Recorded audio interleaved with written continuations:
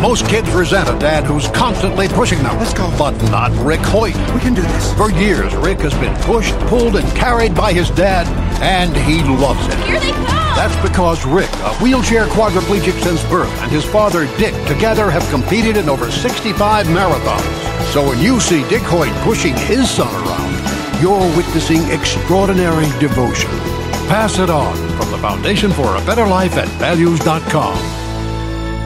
Atlanta's #1 radio stations, Swanky 93.3 and The Heat 94.6 radio stations, has you covered. From our studios to our newsroom at K.L.P. Entertainment. Listen on all major audio platforms like Spotify, iHeartRadio, Audacity, Apple Podcast, Stitcher Podcast, Google Podcast, YouTube, and more.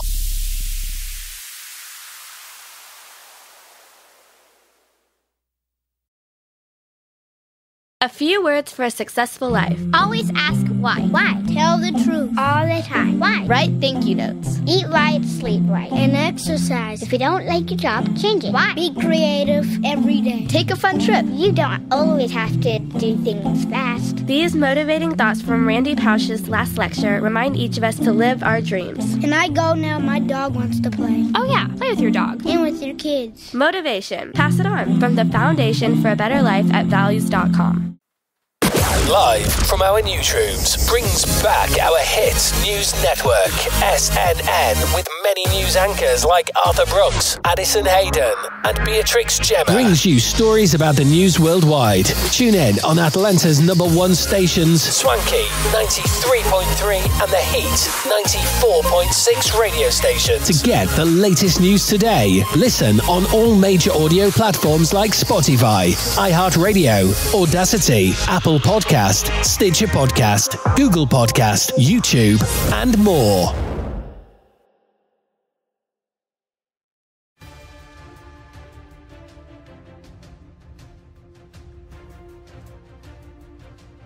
Hello everyone and welcome back to our channel of K.L.P. Entertainment. Reporting live from our newsroom, this is SNN. I'm Beatrix Gemma. Here's your business news breaking for May 24th. Surgeon General warns of social media risks. Also, fighters take the war to Russia. Here's the latest at the end of Tuesday. Dr. Vivek Murthy, the U.S. Surgeon General, gave an extraordinary public advisory today, warning of the risks of social media use for young people.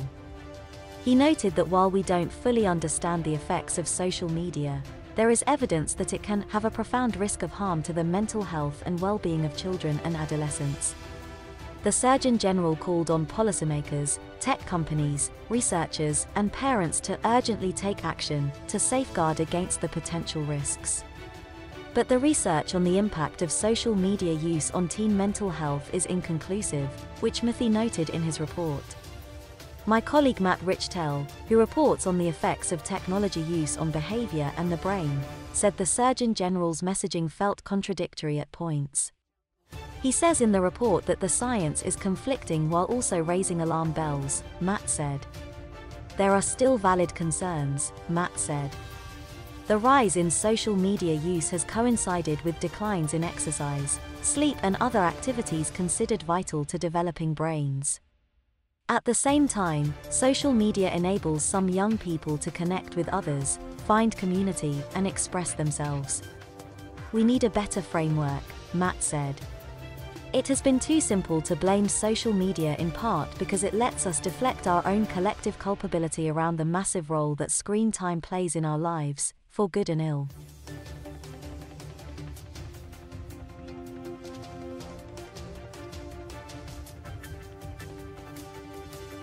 Now to significant breaking news concerning Arsenal. The club have just announced that Bukayo Saka has signed a new long-term contract with the club. We understand that Saka has signed a 4-year deal which will keep him at the Emirates until 2027. He's been at the club since he was 7 years old and has been one of Arsenal's best performing players in recent seasons. He has scored 14 goals and provided 11 assists this campaign. So Arsenal announcing that Saka will be there long term until 2027.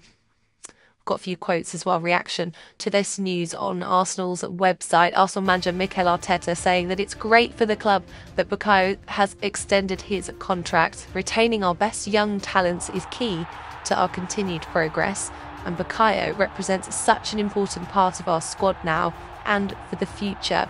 He says, as well as being a fantastic talent, Bukayo is a special person. He's loved by us all, and he's a credit to himself and his family for the hard work and commitment they have all made to get to this level today. Together with our supporters, we're so looking forward to enjoying Bukayo's continued development with us in the years to come. And sporting director Edu also added that it's been so enjoyable to work with everyone to extend Bukayo's contract. It is a very proud moment for us all at the club to work hard with Bukayo and experience his great journey from our academy through to our first team. Edu says Bukayo has now developed into one of the best young players in the game. We are looking forward to enjoying together this next stage of his career with us. Bukayo Saka will be at Arsenal until 2027. Every single day, over 73,000 new babies are born in India.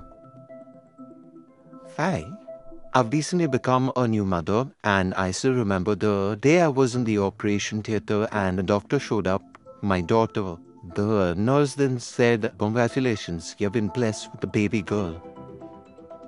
Nikita and Aniket are new parents, and their baby girl Trisha is one of the millions born across India this year, contributing to a historic milestone. India has now overtaken China as the world's most populous country. What does this demographic shift mean for India? And can India cash in on its new role as the world's most populous nation?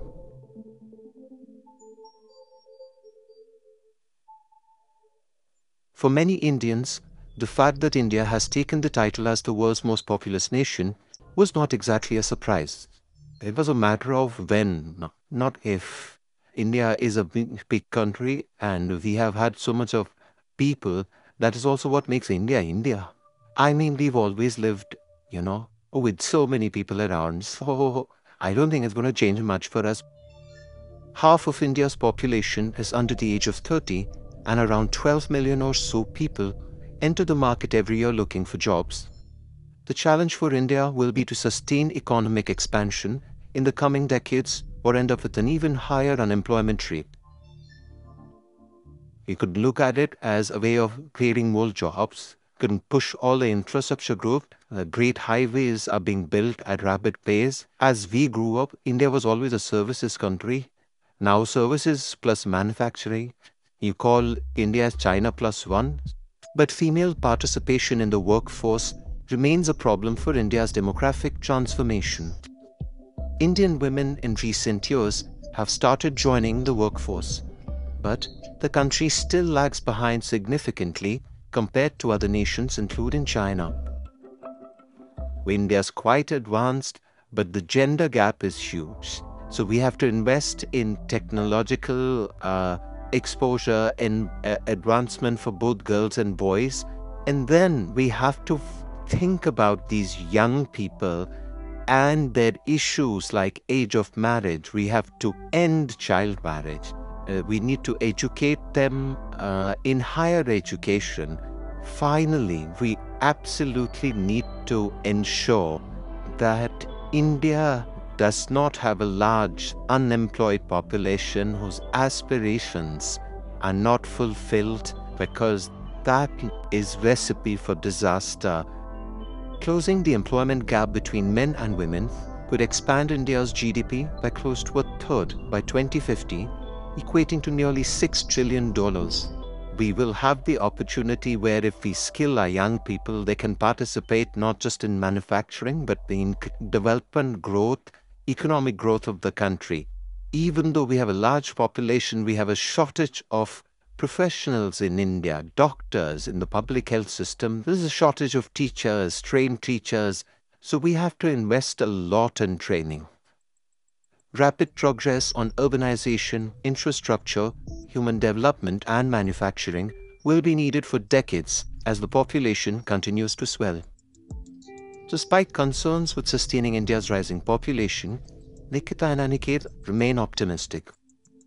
It's a good era for Prisha, I feel, because as a country we're growing and we're on this, rapid growth phase. And if we do really well, I feel the next decade could be really good for us.